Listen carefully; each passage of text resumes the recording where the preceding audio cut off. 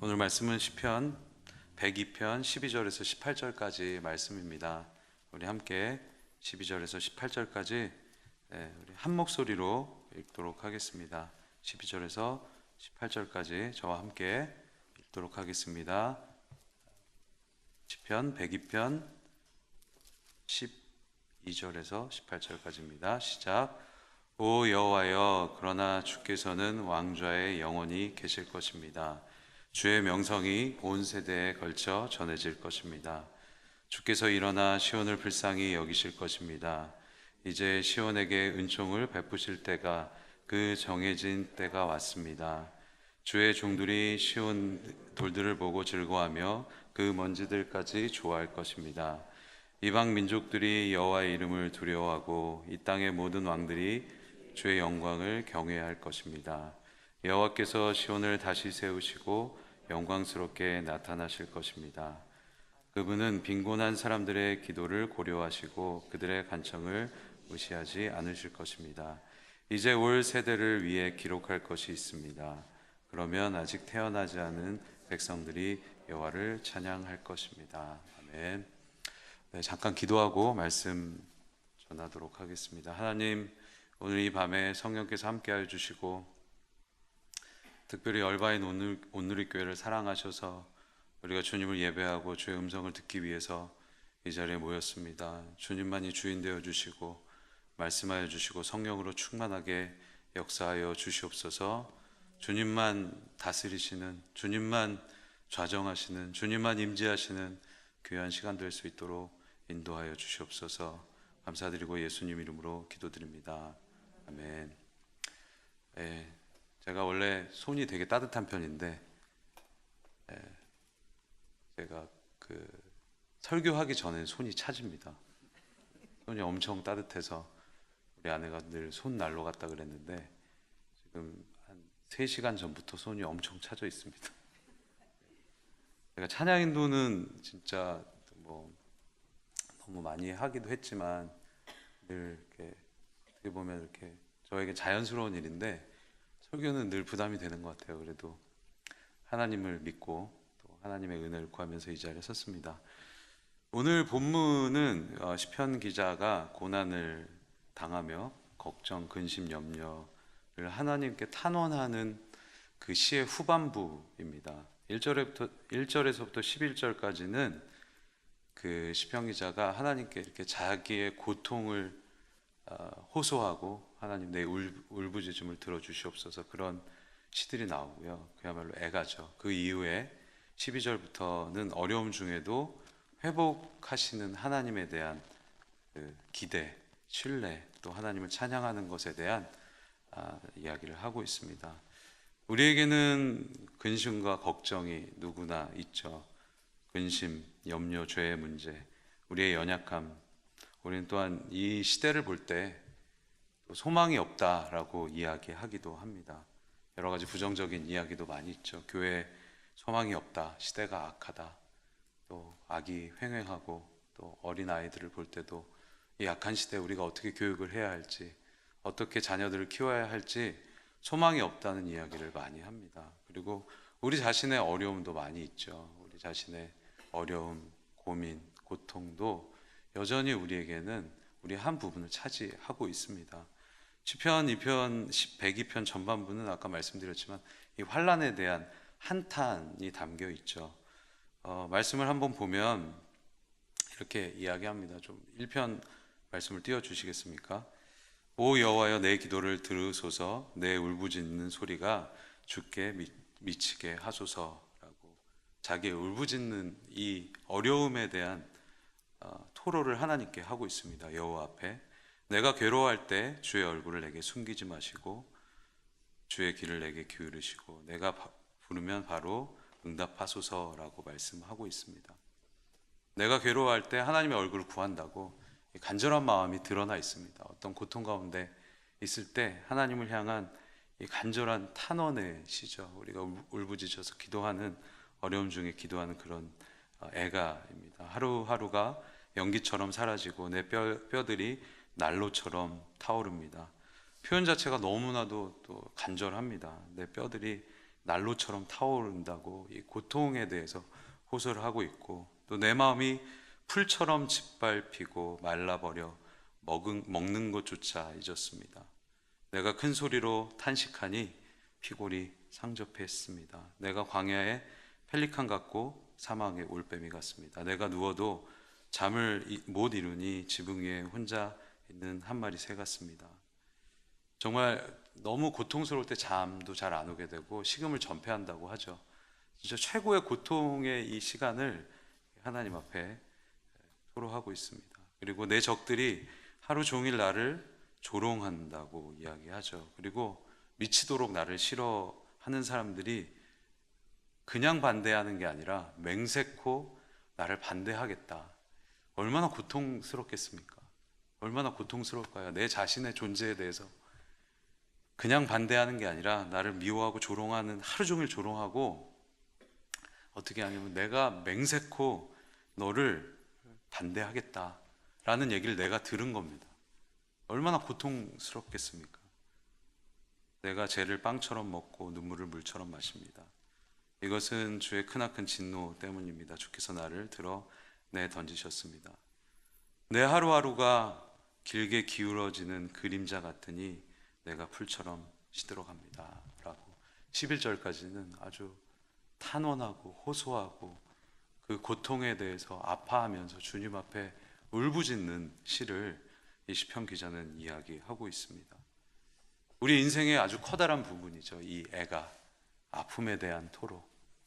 우리도 분명히 그런 모습이 지금도 여전히 있고, 또 우리가 인생이 매일 기쁠 수만은 없습니다. 기쁜 일도 있지만 슬픔도 있고 고통도 있고 관계 가운데 어려움도 있고, 또 우리의 이 치열한 삶 속에서 지쳐서 쓰러질 때도 있고, 우리가 더 이상 무엇을 할 수 없을 때 우리의 모습도 분명히 이 부분이 없는 사람은 없습니다. 분명히 있죠. 우리 가운데 고통 가운데 있는, 고통은 인생의 한 부분이죠. 어려움입니다. 여러분, 그 찬양 중에 오늘 불렀던 그 정동일 목사님 인도해 주셨던 그 주님 보좌 앞에 나아가라는 찬양, 오늘 부르셨겠지만 잘 아시는 찬양입니다. 이 찬양은 저는 이 찬양의 그 비하인드 스토리에 대해서 잘 몰랐어요. 찬양을 열심히 불렀었는데, 이 찬양은 어떤 찬양이냐면, 이 주님 보좌 앞에 나아가, 이 찬양은 로버트 크리칠리라는 월십 리더가 지은 곡인데, 랍 크리칠리라는 이 사람의 아들 이름이 기드온입니다. 기드온. 그래서 이 찬양의 부제가 기드온의 노래예요. 기드온의 노래. 왜 기드온의 노래냐면, 이 기드온 크리칠리라는 아이는 태어난 지 얼마 안 돼서 합병증 때문에 하늘나라로 가게 됩니다. 하늘나라로, 아들이었는데 죽게 된 거죠. 죽고 나서 삶의 어려운 시기를 지나면서 얼마나 고통스러웠겠습니까? 아마 이 랍 크리칠리, 로버트 크리칠리는 이 1절부터 11절까지의 이렇게 고통스러워했을 것 같아요. 이 고통을 호소했을 것 같습니다. 아들이 죽었기 때문에. 하나님, 도대체 나를 왜 이렇게 놔두십니까? 이해하지 못하는 그 고통스러운 시간을 지나면서 그들에게 희망과 위로를 준 것은 하나님의 사랑과 은혜임을 간증하는 시간을 갖게 됩니다. 그리고 그 기드온이 나온 게 어떤 실수가 아니라, 그런 생각이 들겠죠. 이게 실수가 아닐까? 실수가 아니라 하나님이 경이롭고 멋지게 지어졌고 또 하나님의 섭리 아래 있었음을 고백하게 되는 놀라운 시간을 경험하게 됩니다. 그러면서 이 부부는 주님의 임재를 그 어려운 시기에 더 분명하게 경험을 하게 되죠. 하나님으로부터 받는 위로를 통해 심지어는 여러분 이 가사 보면은 3절에 보면은 평화 내려주시는 하나님, 나로 고통받는 자를 위로하게 하소서, 이런 가사가 있죠. 그러니까 이 가사가 왜 나왔냐면, 내 고통이 변해서 오히려 이 고통을 받는 다른 사람들에게 위로를 줄 수 있게 하나님이 나를 변화시키셨다, 이런 이 가사를 이 노래에서 고백하고 있습니다. 정말 삶의 고난 가운데 있는 사람을 위로할 수 있는 특권이 내 안에 있다는 고백을 이 부부가 하게 되죠. 그래서 이 가사를 쓰게 됩니다. 처음에는 저는 그냥 주님 보좌 앞에 나가 참된 안식과 기쁨 나 누리겠네. 그냥 아무렇지도 않은 상황에서 주님 보좌 앞에 나가서 참된 안식과 기쁨을 누리는 것이 얼마나 사실 큰 의미가 없다고 생각을 했는데, 이들은 이 참된 안식과 기쁨 자체가 대단한 거였죠. 아들이 죽었다는 거죠. 아들이 죽고 나서 이 가사를 쓴 거예요. 내가 주님 보좌 앞에 나가 참된 안식과 기쁨을 누리겠다. 경배하며 주의 얼굴 구할 때 신실하신 주님을 찬양하겠다. 그 다음에 2절이 뭐죠? 기도 들으시는 하나님, 폭풍 속에 내 등불, 내 노래시라. 저는 이 폭풍이란 단어가 크게 다가오지 않았어요. 이 폭풍은 사랑하는 아들이 죽은 폭풍이었습니다. 사랑하는 아들이 죽었을 때 그 폭풍에서 주님은 내 등불이셨고 내 노래가 되셨다라고 이야기하고 있습니다. 그래서 내가 주의 날개 아래서 쉬겠다. 신실하신 주님을 찬양하겠다. 그리고 후렴에서 얘기하죠. 신실하신 하나님, 신실하신 주. 나의 주 하나님은 신실하신 하나님이시다. 3절은 아까 제가 말씀드린 것처럼 평화를 내려주셨어요. 하나님이 이 고통 중에 평화를 내려주신 거죠. 평화를 내려주시고 나로 고통받는 자를 위로하게 하겠다. 그리고 나의 평생의 주의 사랑을 전하겠다. 그리고 신실하신 주님을 찬양합니다. 그냥 이 비하인드 스토리를 몰랐을 때는 이 찬양이 저에게는 하나님은 신실하시구나, 그냥 일반적인 상황에서도 하나님은 신실하신 분이시구나 고백했지만, 하나님은 이 고통 가운데, 우리의 울부짖음 가운데, 그 상황 가운데서도 여전히 신실하신 하나님이신 줄로 믿습니다. 이 어려움 속에서 정말 이런 가사가 나오기가 쉽지 않죠. 우리에게도 여러 가지 힘든 것들이 있죠. 또 소천하신 분들을 보면서 마음속에 고통이 있고, 근데 이런 고백이 나올 수 있게 하시는 분은 오직 하나님이시죠. 우리의 고통을 바꾸시는 분은 하나님이신 줄로 믿습니다.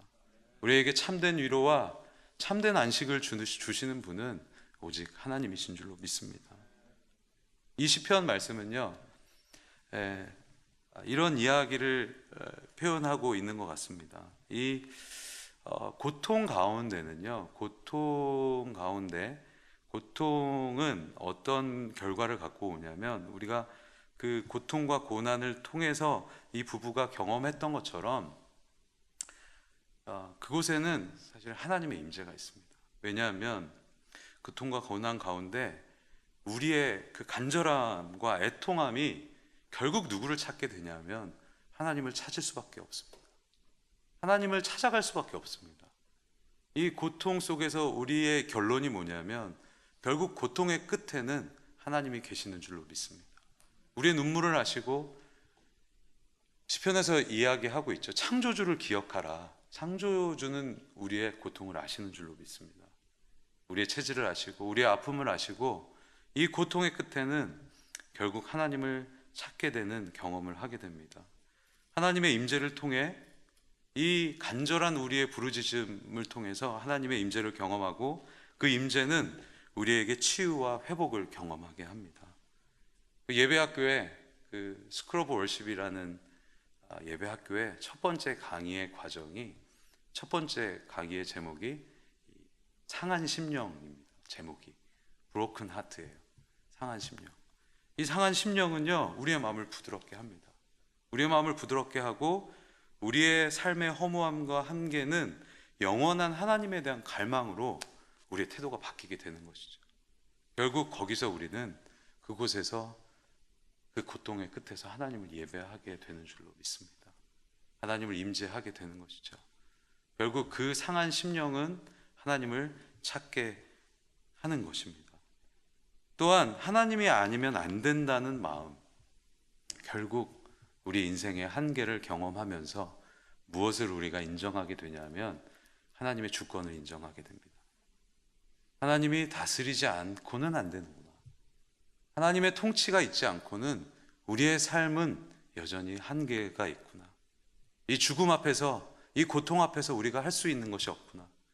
이 어려움 앞에서 우리가 할 수 있는 것이 아무것도 없는 것을, 내가 할 수 있는 일이 없구나 하는 것을 보면서 하나님의 주권을 인정하게 됩니다. 이 부부는 아들이 죽었지만 이 신실하신 하나님에 대한 주권을 인정하며 하나님을 찬양하고 있습니다. 하나님은 신실하십니다. 변함없으십니다. 변함없이 우리를 다스리고 계시고 변함없이 우리를 통치하고 계시는 줄로 믿습니다. 이 고통의 끝에는 그런 진리가, 그런 깨달음과 그런 반전이 있습니다. 이 12절에 보면 우리가 오늘 읽은 본문인데 이제 반전이 나타나죠. 11절과 12절 사이에는 정말 이 막 고통을 부르짖고 있다가 12절에 갑자기 반전이 일어납니다. 12절 말씀을 함께 읽어보겠습니다. 12절 오 여호와여, 그러나 주께서는 왕좌에 영원히 계실 것입니다. 주의 명성이 온 세대에 걸쳐 전해질 것입니다.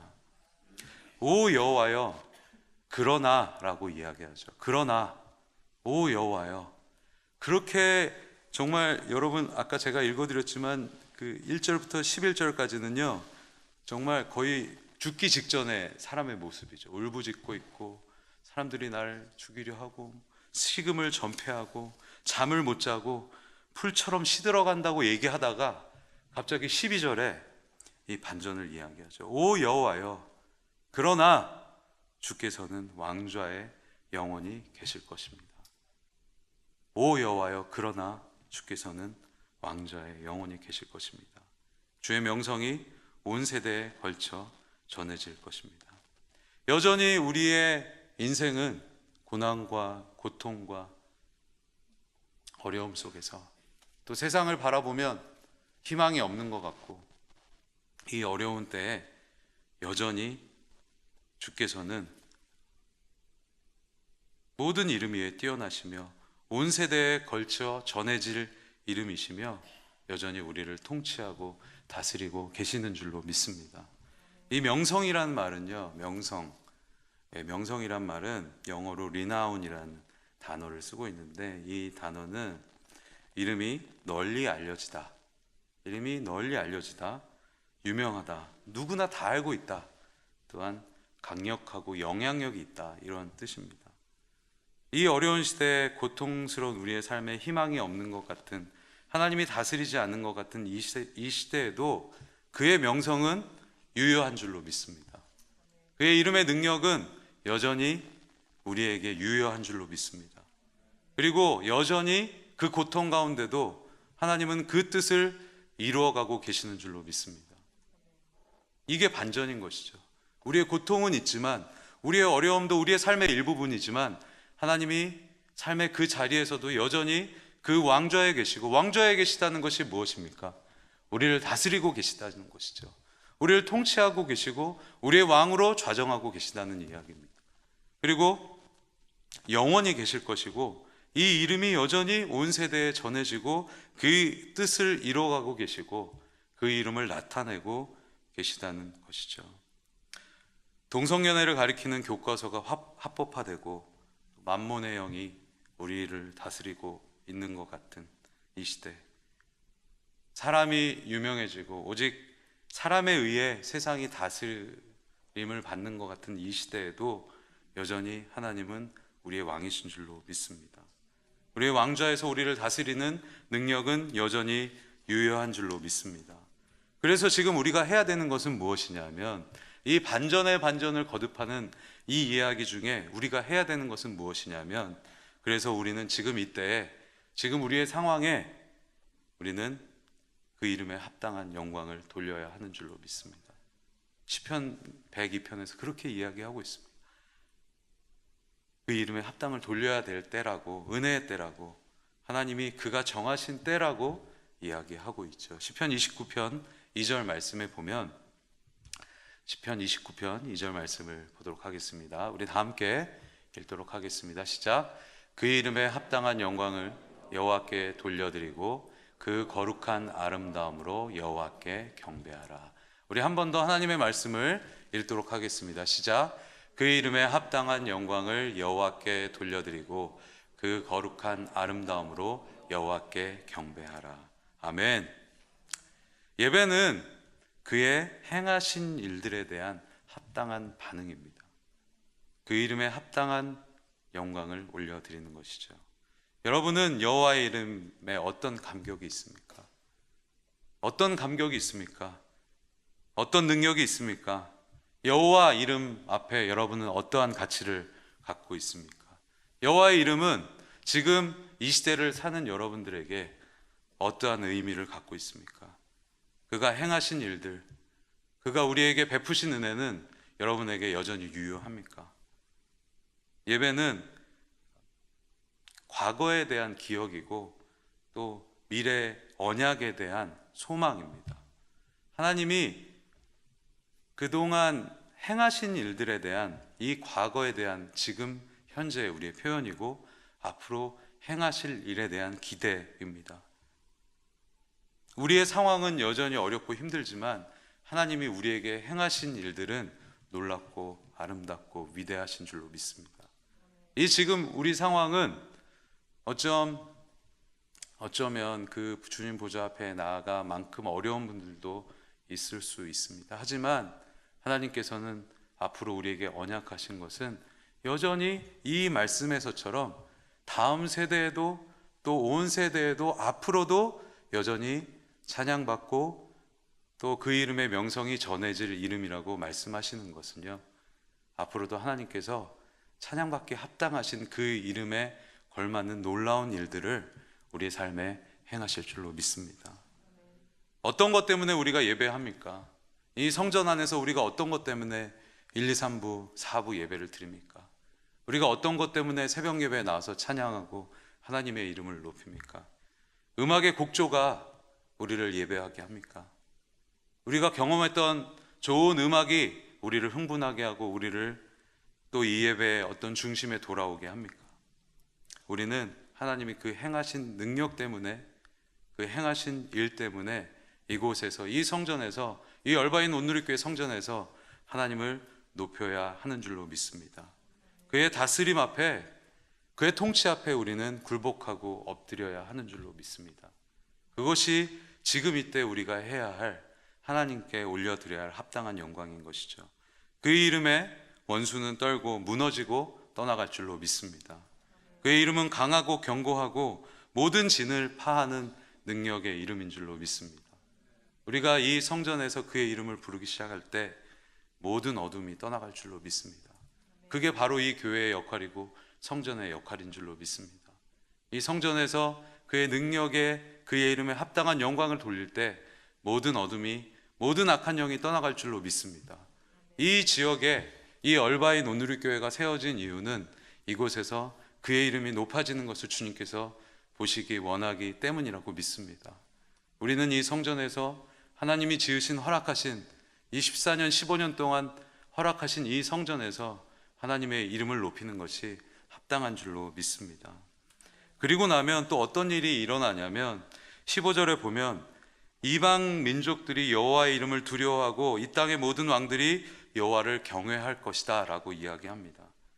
이 이름의 끝에는, 이 이름을 높이고 이 이름의 영광을 나타내는 것 끝에는 복음이 전해지는 역사가 있습니다. 우리의 이름을 전하는 것이 아니죠. 우리의 능력을 전하는 것이 아닙니다.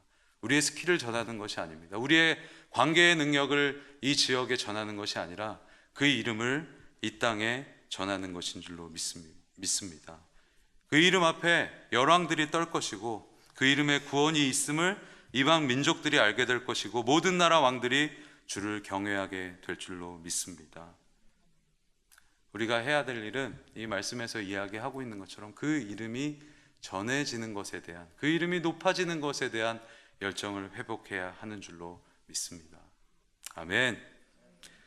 그리고 또 중요한 말씀을 우리가 적용하고 싶은데요. 또한 이 말씀에서 저는 우리의 상황은 힘들고 어렵지만 우리의 현실은 아까 제가 말씀드린 것처럼 동성연애가 합법화되고 교과서를 통해서 애들에게 가르쳐야 되는 이 시대에 하나님은 우리에게 여전히 소망의 하나님이십니다. 우리 특별히 이 말씀은요, 이 시편 102편은 저는 그 소망의 하나님에 대한 언약이라고 믿습니다. 그게 뭐냐면 다음 세대에도 여전히 그의 이름과 그의 주권이 전해질 것이라는 거죠. 다음 세대에도. 12절에 보면은 주의 명성이 온 세대에 걸쳐 전해질 것이라고 말씀하고 있습니다. 그냥 지금, 과거, 지금에 머무는 것이 아니라 이 이름의 명성은 온 세대, 다음 세대에도 전해지게 될 것이라는 놀라운 소망의 말씀을 우리에게 주고 계십니다. 여호와의 이름은 그냥 지금 잠시 유명해진 것이 아니라 온 세대에 걸쳐서 온 세대가 알아야 할 이름입니다.